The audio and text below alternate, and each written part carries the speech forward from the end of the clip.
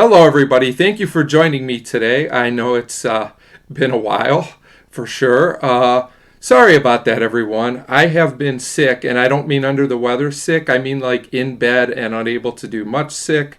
I'm feeling a bit better now, but I'm still a little bit low energy. I still have a bit of a cough, so hopefully that won't come up during this video. But I'm making this video because I'm very excited today. I want to do an unboxing of All the Haunts Be Ours, a new box set from Severin Films. It's a compendium of folk horror. I believe it has 19 different folk horror films on it, plus 2 CDs and a booklet, which is supposed to be really good. I actually pre-ordered this all the way back in September, so I've been waiting a long time for this one, and I'm really excited because folk horror is probably my weakest type of horror. I haven't seen any of these films before, and a lot of that is just due to availability issues. So we'll unwrap it here. So we'll show off the front, show off the back, which just describes the set. There's the side.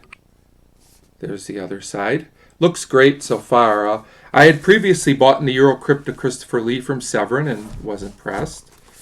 So this is the book. I will just show the 2 covers. I'm not going to go through the whole thing for various reasons. Sorry if this video is a little slow as well. I'm still a bit lethargic here. So let's see how this is set up. Looks like a nice booklet here. So disc 1 is the documentary.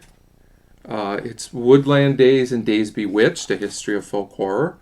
I'm not going to take each disc out, but I will show, the artwork for each sleeve. Disc 2 is Eyes of Fire. This is the only American film in the set beside the documentary, I believe. Really looking forward to watching that one. Next is, hopefully I'm going to pronounce these right. I might bungle a few of them.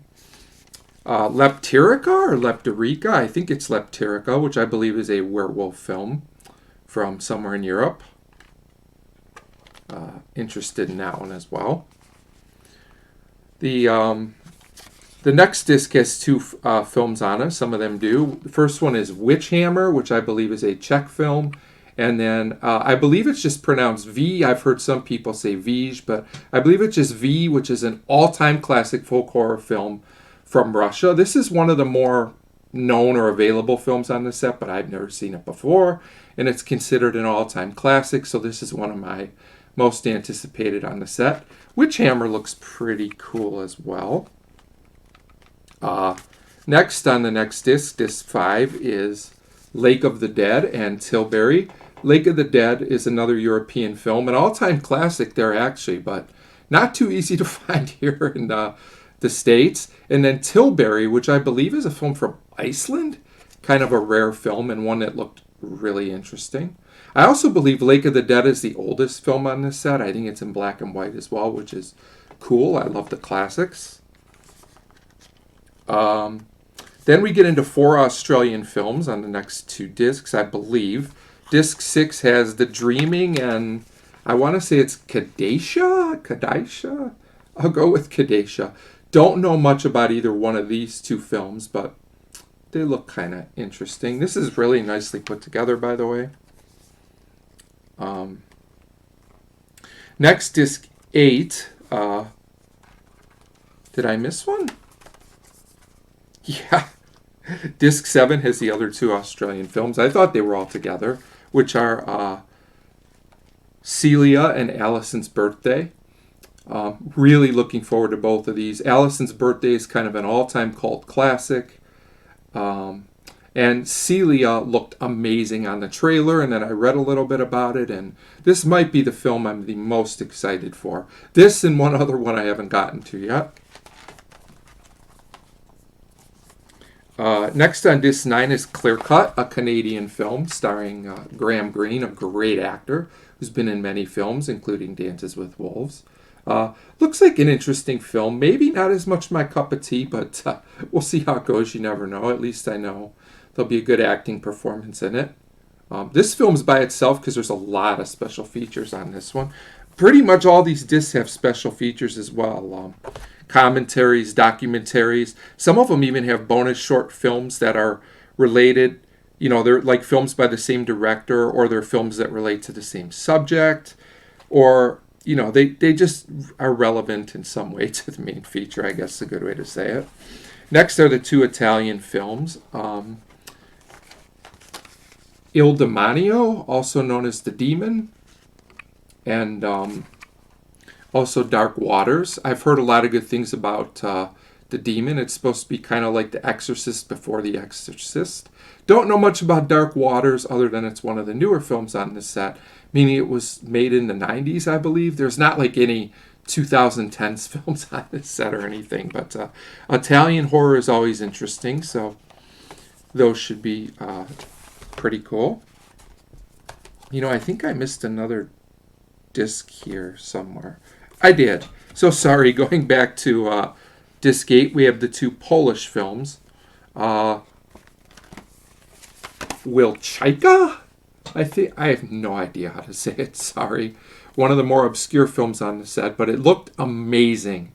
This was the other film I thought looked amazing. And Locus, a manuscript of Professor Wittenbach. Also a film that looked kind of interesting. Looked kind of weird. Then we finish off with the 4 British films. We have A Field in England, one of the newer films on the set, kind of a modern cult classic. And Anchorus, which looked pretty amazing. Has a couple known actors in it as well, I think. And then we finish with probably the all-time cult classic on the set, Penda Sven. This film has a reputation behind it. Mostly good, I think, but again, I've never seen it before. And then we finish off with Robin Redbreast, which is an older British film. Then we have the 2 CDs. The first one is a soundtrack for the documentary, which should be interesting. I'm really looking forward to the documentary included in the set as well. I'll probably watch that first. It's like 3 hours long, but it's a good overview of folk horror. The thing that's interesting is most of the other films on this set are actually pretty short. A lot of them are even under 90 minutes. So the documentary is by far the longest film here. And then the last CD is called The White People, and it's kind of like a someone just narrating a story, telling a story on disc, almost kind of like a book on CD or whatever they call them now. So those are the 2 CDs, kind of interesting. Oh, and there's a part 2 to The White People. I did not even know that. I guess there are 3 CDs in this set. So overall with the book, which is like 100 and some pages, and 19 films to watch. There's 20 films because one has 2 versions. If you want to count that, some people would, some people wouldn't. Actually, I will just pull out a disc here as well, just so we could see what I'm not sure if they're all the same or not, but I'll just pull one out so we can show it off. That's the documentary. This looks cool. Yeah, so that's the unboxing. Now, if anyone wants to let me know in the comments if they want to see a review of this box set when I finish it, which will probably be a month or so away, or if there's any individual films they would just like to see reviewed, specifically let me know and I can probably do that. Just quickly, as far as the schedule for the rest of the year, there might be one more review in December if I have the energy to do it. If not, I'll see everyone in the new year, and by then things should definitely back to normal. Hopefully I will be a lot healthier next year than I was this year. I actually usually don't get sick that much, but I've had my small issues here and there this year, and I was as sick as I've been in 20 years for a couple weeks there. But everything's good now. No need to worry anyone. So like I said, maybe one more review in December. If not, in January, the normal schedule should come back, and I'll probably do an update for some channel plans for the new year. As always, thanks very much for watching. Bye.